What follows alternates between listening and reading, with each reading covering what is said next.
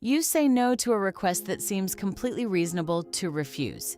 You explain that you are tired, unavailable, or simply uncomfortable, but almost immediately, guilt appears.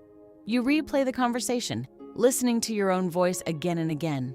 You wonder whether your boundary sounded selfish or unnecessarily cold.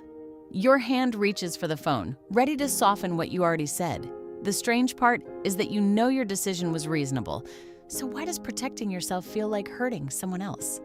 Boundary guilt often begins with something small, like a shorter reply or an unanswered message. The other person becomes quieter, distant, or visibly disappointed. Your mind turns their reaction into an immediate verdict.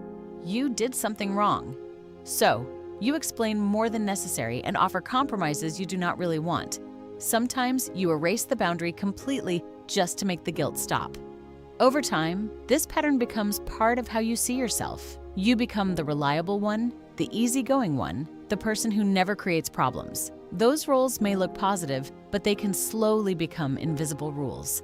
And when you break one of those rules, unfamiliarity can feel like wrongdoing. Your brain may have learned this pattern much earlier than you realize. Maybe disagreement once led to anger, withdrawal, or affection becoming colder. In that environment, keeping everyone happy was not weakness, it was protection. The problem is that old survival rules can remain active long after the danger has passed. Think of your nervous system as a smoke alarm reacting to harmless steam. If saying no once caused rejection, your brain may have stored the boundary as a warning sign. The pattern becomes simple. Boundaries create tension, tension creates distance, and distance feels dangerous. Years later, even a delayed reply can activate the same old alarm. Your chest tightens, and your attention narrows around the possibility of rejection. You begin searching for proof that the relationship has already been damaged. Then you remove the boundary, the tension drops, and relief arrives. That relief teaches your brain that giving in is the fastest escape. The brain is not always choosing what is healthiest. It often chooses what ends discomfort fastest. Changing this pattern does not require guilt to disappear. It requires you to stop treating guilt as proof. The first step is to look beneath the feeling and find the hidden rule. Ask yourself, what rule does this guilt believe I have broken? Maybe the rule says that good people must always be available, or that someone else's disappointment is automatically yours to repair. After refusing a favor, you may realize that part of you equates unavailability with selfishness. Once the belief is named, guilt becomes information instead of a final judgment. The next step is to evaluate your actual behavior. Were you honest, respectful, and protecting a genuine need? A person can feel disappointed by a healthy boundary without that boundary becoming harmful.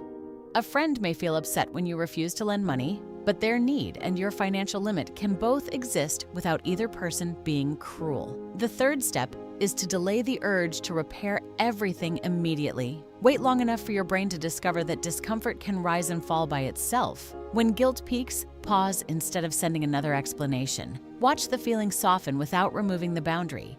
This gives your nervous system new evidence. Tension does not always destroy connection. The fourth step is to stop turning every no into a long defensive speech. Use warmth and clarity together. You can appreciate an invitation and still choose a quiet evening at home. Warmth protects the relationship. Clarity protects your limit. Finally, update the identity underneath your behavior. You can care about someone without automatically complying with every request. Kindness does not require you to erase your own needs. Remember the smoke alarm. Guilt is the alarm, but the boundary is not necessarily the fire. Before reacting, calmly inspect what actually happened. Ask whether you were dishonest, disrespectful, or acting against your values. Repair real harm when it exists, but do not apologize simply because discomfort appeared.